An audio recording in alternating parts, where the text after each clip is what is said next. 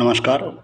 ఈరోజు మనం హిందీ సబ్జెక్ట్ సంబంధించి 2025-26 సంవత్సరానికి గాను బ్లూ ప్రింట్ గురించి తెలుసుకుందాం.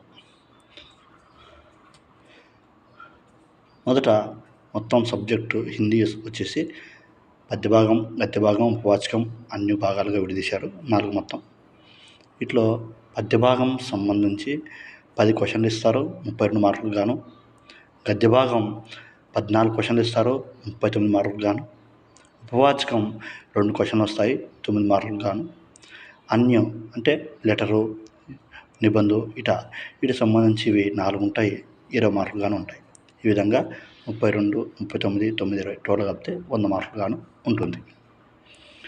వీటిలో 15 మార్కులు సంబంధించి మొత్తం మీద గ్రామర్ ఉంటుంది. 15 క్వశ్చన్లకు 15 మార్కులు. అలాగే ఇక్కడ 5 మార్క్ క్వశ్చన్స్ అంటే రైటర్ గురించి ఉంటాయి కదా, అవి 7 క్వశ్చన్లు వస్తాయి, 35 మార్కులు గాను. అంటే నెక్స్ట్ 4 మార్క్ క్వశ్చన్స్ ఉంటాయి, అవి 4 వస్తాయి, 16 మార్కులు. అలాగే నిబంధాత్మక ప్రశ్న ఎస్ఏలకు సంబంధించి వీటిలోనే నిబంధు, లెటరు ఇవన్నీ ఉంటాయి. అంటే ఎస్ఏ క్వశ్చన్కి సంబంధించి వచ్చేసి 4 వస్తాయి, మొత్తం 30 మార్కులు. ఇలా మొత్తం కలిపితే 100 మార్కులు గాను మనకి క్వశ్చన్ పేపర్ ఉంటుంది.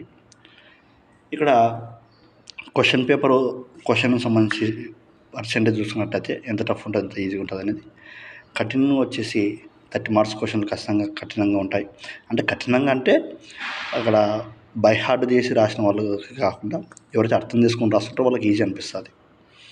అంటే ఆ లెసన్ బాగా అర్థం చేసుకోవాలా, దానిలో ముఖ్య థీమ్ ఏంటి, మెయిన్ థీమ్ ఏంటి, ఎవరి గురించి చెప్పారు, క్యారెక్టర్స్ తెలుసుకుంటే ఈజీ. అలాగే ఔషధ్ అంటే యావరేజ్ 40 మార్క్స్కు సంబంధించి ఉంటుంది. సరళ 30% అంటే ఒక మామూలుగా చదువుకున్న కూడా 30% మనం ఈజీగా అవగాహన చేసుకునేంత ఈజీగా మనకు ఉంటుంది.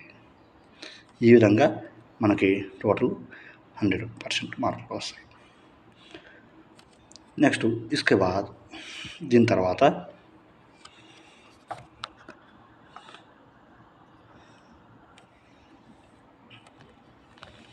మనం లెసన్ చూసుకున్నట్లయితే లెసన్ వైజ్ బర్సతే బాధలు లెసన్ నుంచి ఇది లెసన్ 9 మార్కులు గాను ఉంటుంది.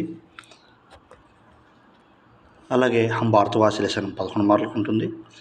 కనకనక అధికారి 5 మార్కులు ఉంటుంది. భక్తిపద్ 9 మార్క్స్కి ఉంటుంది. నీతి దోహే 9 మార్క్స్కి ఉంటుంది. ఈద్గా లెసన్ 8 మార్క్స్కి ఉంటుంది. నెక్స్ట్ లోక్గీత్ లెసన్ ఇది వచ్చేసి 5 మార్క్స్కి ఉంటుంది.